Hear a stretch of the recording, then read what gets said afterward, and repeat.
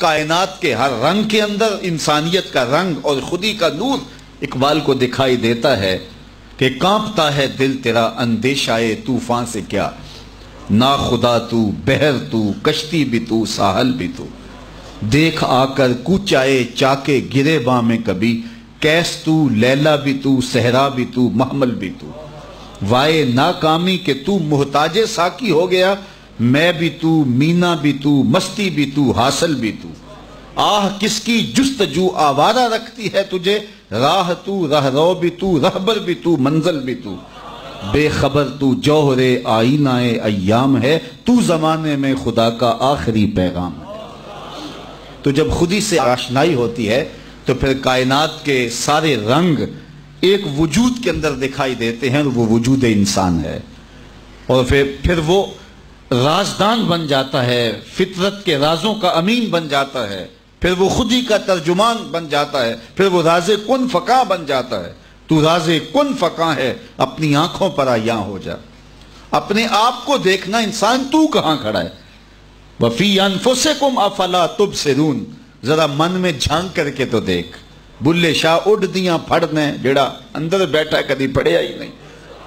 اپنے اندر جب انسان پڑھتا ہے پھر اسے پتہ چلتا ہے، من عرف نفسہ فقد عرف ربہ، جس نے من کو پہچان لیا اس نے اپنے رب کو پہچان لیا، اور جس کو خودی کا تعقل ہی نہیں ملا، ذات سے آگہی نہیں ملی، اپنے آپ سے آشنا ہی نہیں ہوا، تو پھر اسے کسی اور کا پتہ کیسے چلنا۔ اس آئینے میں پہلے اپنے وجود کو دیکھ، تو راز کن فقاں ہے، اپنی آنکھوں پر عیاں ہو جا، خودی کا رازداں ہو جا، خدا کا ترجمہ ہو جا، خودی میں ڈوب جا غافل، یہ سر زندگانی ہے، نکل کر حلقہ شام و سحر سے جاویداں ہو جا، مسافے زندگی میں سیرت فولاد پیدا کر، شبستان محبت میں حریر و پر نیا ہو جا، گزر جا بن کے سیلے تند رو کوہ بیاباں سے، گلستان راہ میں آئے تو جوئے نغمہ خاں ہو جا، تیرے علم و محبت کی نہیں ہے انتہا کوئی، نہیں ہے تجھ سے بڑھ کر ساز فطرت میں نوا کوئی۔ تو یہ وہ آواز بنتی ہے۔ تو یہ جب عشق رسول سے تربیت ہوتی ہے، اور جب کتاب اللہ سے جڑنے سے من میں اجالے ہوتے ہیں اور زندگی کو زندگی کا حقیقی روپ ملتا ہے، تو پھر انسان کہاں کھڑا ہوتا ہے۔ کبھی ایسا نہیں ہوا، کبھی بھی ایسا نہیں ہوا کہ اقبال کے سامنے حضور کا نام لیا گیا ہو اور وہ بچوں کی طرح بلک بلک کے رویا نہ ہو، اور کبھی بھی ایسا نہیں ہوا کہ علامہ اقبال قرآن مجید کی تلاوت کرتے ہوں اور آنکھوں نے آنسوؤں کا خراج نہ دے۔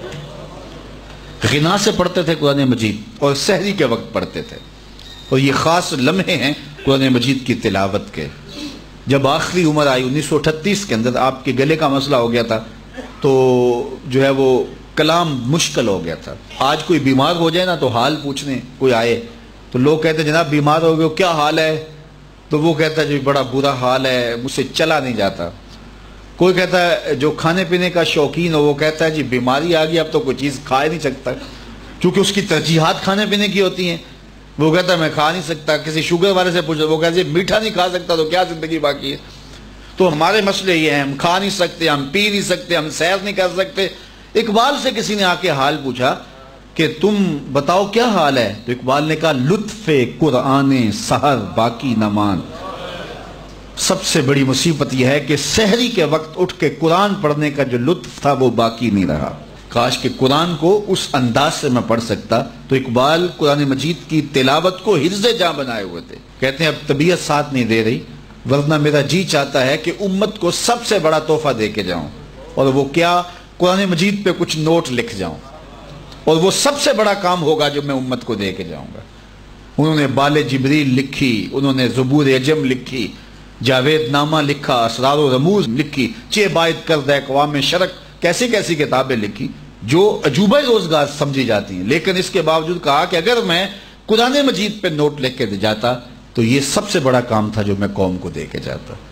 تو اقبال نے یہی نصیحت کی کہ کتاب اللہ کے ساتھ اپنے تعلق کو مضبوط رکھو۔ کتاب زندہ قرآن حکیم، حکمت او لا یزالست و قدیم، یہ زندہ کتاب ہے، ہر دور کے تقاضوں کو پورا کرتی ہے اور زندگی بخش کتاب ہے۔ بلکہ ایک مقام پہ اقبال نے ایک بات کہی ہے، ذرا اس پہ توجہ آپ کی چاہوں گا۔ اس نے کہا فاش می گوئم آنچ در دل مزمرست، میں کھل کے نہ کہہ دوں جو میرے دل میں چھپا ہوا ہے۔ کتاب اللہ پہ بات کرتے کرتے اقبال نے کہا فاش می گوئم، کیا میں کھل کے کہہ دوں آنچ در دل مزمرست، جو میرے دل کے اندر چھپا ہوا ابھی تک میں بیان نہیں کیا۔ پھر کہتا ہے ای کتاب نیست چیزیں دیگرست، یہ کتاب نہیں، یہ کوئی اور ہی شے ہے۔ گر تو می خواہی مسلمہ زیستن، نیست ممکن جز بقرآن زیستن، اگر تو مومن بن کے جینا چاہتا ہے تو قرآن کے بغیر ایک قدم بھی نہیں جی سکتا ہے، ایک سانس بھی نہیں جی سکتا، ایک قدم بھی نہیں چل سکتا۔